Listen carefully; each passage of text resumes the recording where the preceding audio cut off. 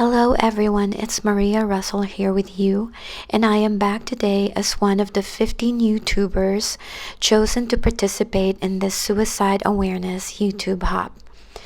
I will be featuring dies from Dies to Die For by ShopScrapbook101.com. The owner, Stacy Lewis, was very kind and sent us these amazing dies that I will be showing you in a second. Stacy is also giving away 4 $25 gift cards to her shop. You are encouraged to like this video and subscribe to my channel and the other participants' channel, and to hop along and check out the other participants' videos. I will be including all of the details in the description box below. Please excuse my raspy voice because I'm recovering from the flu and I am still coughing, which is why I don't really sound so good. But as you can see, I'm showing you the catalog that Stacy sent me, and she has amazing dies at her shop, and she has dies that you can use for any occasion. Like, look at this. I'm showing you the Halloween collection. And you can also shop the dies for Christmas and some amazing shape and border dies and everything else. So please check out her shop, and I will be linking it in the description box below as well. Her website is called ShopScrapbook101.com, and these are dies to die for. I would like to take this opportunity to say thank you to Stacy for sending these dies, and for Nancy May for choosing the participants in this suicide awareness YouTube hop. So I'm just showing you here the dies that I was sent to create this video, and I really love the dies because they cut like butter. And the dies that I will be using today are these angel wings, and they are called Cora's wings. I will also be using these word dies, and they also have the shadow, which is amazing, and they are called Sympathy Words Seasons. And just in case you didn't know, purple and teal are the ribbon colors for suicide prevention and the inspiration for this hop. So now that I have showed you everything, we are ready to get started. I die cut the wings using the dies on some Nina Solar White cardstock, and I trace those wings on some vellum, and will be adhering those wings on the vellum with some liquid glue for added dimension and texture. I will be ink blending this background with the stencil by Tim Holtz using some Distress Oxide inks and my blending brush. I think I've actually used Shaded Lilac at first with my blending brush just to create the sun rays here. But after a while, I actually decided to add some purple color to it by using some inks by Lawn Fawn.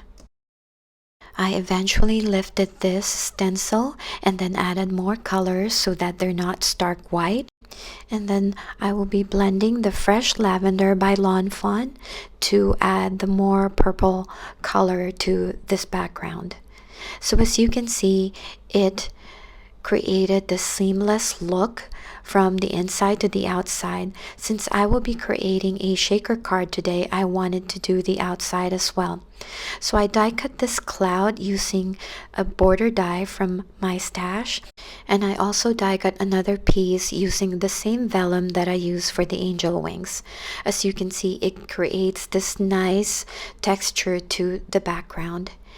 And the first thing to do is adhere the inside piece with some liquid glue.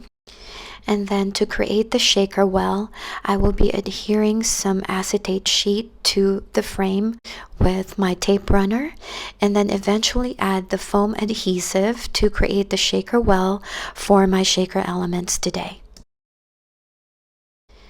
I added another foam adhesive at the bottom of this shaker well so that the sequins don't go at the very bottom of it, and that you can see it when you have the card lifted.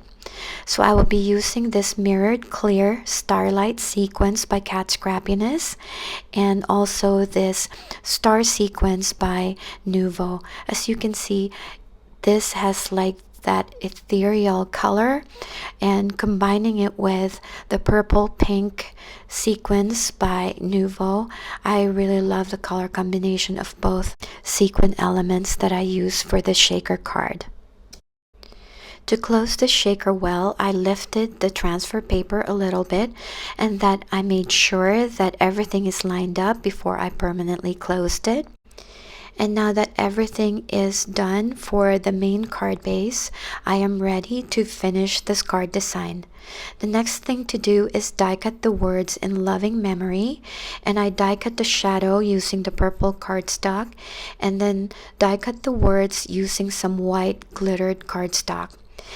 And to line this up perfectly, I use my mini Misty, and then I was just trying to figure out the placement of the die cuts there.